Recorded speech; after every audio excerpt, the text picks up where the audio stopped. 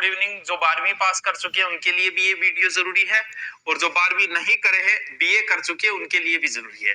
और उन दोनों के लिए जरूरी है जो इंटीग्रेटेड करना चाहते हैं बीए बीएड, या फिर जो पीटीटी का पेपर देके दोनों ही बीएड करना चाहते हैं। अब कुछ बच्चों के ये हो जाता है कि सर हमें 12वीं के बाद करना चाहिए या बीए के बाद करना चाहिए। बीए के बाद होती है बीएड, जो होती है द्विवर्षीय। अगर आप 12वीं के बाद हो तो करना चाहते हो, जिसे इंटीग्रेटेड बोल देते हैं वर्तमान में, जो होती है 4 ईयर। यानी अगर आप बीए करोगे तो 3 साल प्लस 2 5, और यहां आपका 1 साल की बचत हो जाती है, जो शुद्ध बचत है। इसीलिए, और ये सब उनके लिए जो आगे जाके मास्टर ही करना चाहते हैं, जो टीचिंग लाइन में जाना चाहते हैं।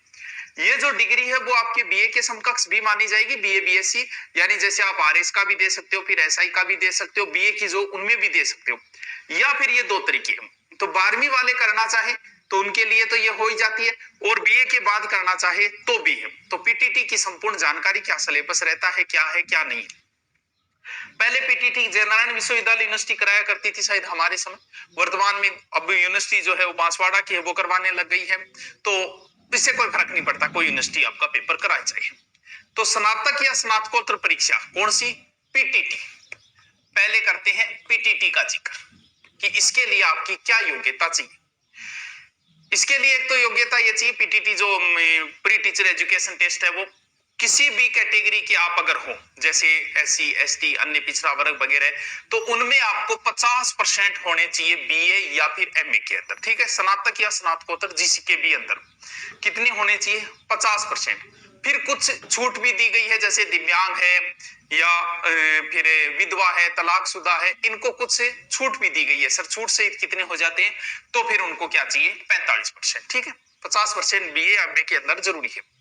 फिर आप जो करते हो बीए बीएड वगैरह, वो उसमें भी यही रूल लागू हो जाता है। 10+2 आपकी पास होनी चाहिए, या उसके समकक्ष जो भी डिग्री है वो आपकी पास होनी चाहिए, वही 50%। और छूट सहित जो छूट वाले में आ जाते हैं वो हो जाते हैं 45%। सर छूट का कौन सा है, क्या है? देखो, अब हम बात करते हैं आवेदन का। संपूर्ण पीडीएफ जो है मैं टेलीग्राम पे डाल दूंगा, टेलीग्राम का लिंक है, वहां से पढ़ लेना कि कौन सो को कितनी की छूट है, वो चीजें। ठीक है, देखो 15 मार्च से शुरू हो गए हैं फॉर्म।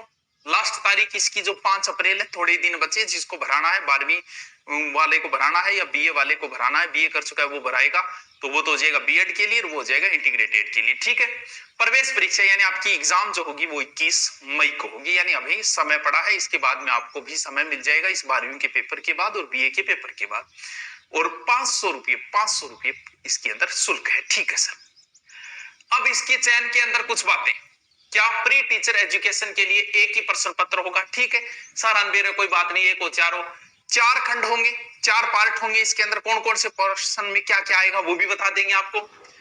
रीजनिंग आएगी, शिक्षण अभिरुचि आएगी। ठीक है, नॉर्मल चीज है, शिक्षण अभिरुचि कोई विशेष नहीं है। फिर जीके भी आएगा, और फिर क्या आएगा? हिंदी या इंग्लिश में से किसी एक का आपको चयन करना है। तो आप तो हिंदी भाषी, वो तो मारवाड़ी ऑप्शन को नहीं, आप मारवाड़ी भी चेक दिया। चारों खंडों में 50-50 प्रश्न होंगे। प्रत्येक प्रश्न यानी कुल 200 अंक, यानी 600 नंबर का पेपर है, सीधी सी बात है। प्रश्न पत्र में कुल 600 अंक होंगे, अर्थात प्रत्येक का 3 अंक है। और नेगेटिव मार्किंग भी इसमें नहीं है। जैसे हमने पीटीटी दिया था उसमें नेगेटिव मार्किंग हुआ करती थी 2010, वर्तमान में नेगेटिव मार्किंग नहीं है। लेकिन एक जो पोर्शन है शिक्षण अभिरुचि का, उसमें स्तर होता है कि 0 नंबर मिलेंगे, 3 नंबर मिलेंगे, 2 नंबर मिलेंगे। सर ऐसे कैसे होता है? क्या प्रश्न के भी ऐसे? बिल्कुल, आपके दिमाग आधारित कुछ प्रश्न होते हैं जिसमें आप बहुत सही उत्तर दे पाते हो तो आपको पूरे 3 नंबर मिल जाएंगे। थोड़ा सा आप बी में ऑप्शन ऐसा है कि ठीक ठाक है तो 2, फिर एकदम कमजोर है तो ए, इस हिसाब से होता है। तो इसमें इस हिसाब से होता है, वो सिर्फ एक ही पोर्शन है, बाकी नेगेटिव मार्किंग नहीं है। प्रश्न ऑब्जेक्टिव होंगे। चलो, अधिकतम समयावधि 3 घंटे। अब बात करते हैं हम कौन सी। एक तो रीजनिंग आएगी अंदर, एक शिक्षण अभिरुचि आएगी 50%, जीके के 50%, और फिर हिंदी या इंग्लिश में से किसी एक। रीजनिंग के कौन कौन से टॉपिक है? देखो, अगर आप बीएड करना चाहते हो पीटीटी तो कोई लंबी चौड़ी कहानी नहीं। अगर आपको अच्छी हिंदी और रीजनिंग आती है तो आपका सिलेक्शन हो जाता है। जीके का इतना बड़ा पोर्शन है कि आप इसे तैयार नहीं कर सकते। अभी आप आए हो इस लाइन में, अभी जीके का आपको क्या क्या नहीं पता है। जीके आपको नॉर्मल आ रहा है, बस नॉर्मल पढ़ो आप। आपको रीजनिंग और हिंदी, यानी आप हो सकता है कोई इंग्लिश में इंटेलिजेंट, वो इंग्लिश ले ले, ये दो ही चीजें आपका सिलेक्शन करवाएगी। बहुत इजी आती है ये, कि ज्यादा डरने की जरूरत भी नहीं है। 2 लाख लोग बैठेंगे, लाख उसमें पास हो जाएंगे, लगभग इतने बैठते हैं। ये टॉपिक है रीजनिंग की, ये टॉपिक आप देख लो। परीक्षण है, समानता है, वर्गीकरण है, श्रृंखला है, रीजनिंग के जो भी टॉपिक है वो सारे टॉपिक इसके अंदर दिए गए हैं। तो विशेष कुछ देखने की जरूरत है नहीं, पूरी रीजनिंग है, क्या टेंशन है इसमें। ये लो सर, जीके, शिक्षण अभिरुचि में सामाजिक परिपक्वता, नेतृत्व गुण, व्यवसायिक प्रतिबद्धता, अतः व्यक्ति समझ, संप्रेषणता। अगर आप सोचोगे इन्हें यूट्यूब पे देख ले या कोई अध्यापक करवाएगा, तो कुछ नहीं है। कुछ 15-20 क्वेश्चन आप कोई लाके बुक ऑब्जेक्टिव वगैरह उसमें निकाल लेना उसमें, क्योंकि ये गलत तो होना नहीं है भी। कुछ थोड़ा बहुत तो दिमाग है, 3 नहीं तो 2 नंबर तो लेके आओगे प्रत्येक में, तो इसमें भी कोई लंबी चौड़ी कहानी नहीं है। जीके में सब कुछ है, इंडिया हिस्ट्री है, इंडिया ज्योग्राफी है, पॉलिटिकल है, राजस्थान हिस्ट्री है, राजस्थान ज्योग्राफी है। अब तुम कितना कर पाओगे, इट्स डिपेंड ऑन यू बच्चों। ये पूरा का पूरा है। तो आपके पास जो भी गाइड है इंडिया के लिए, आप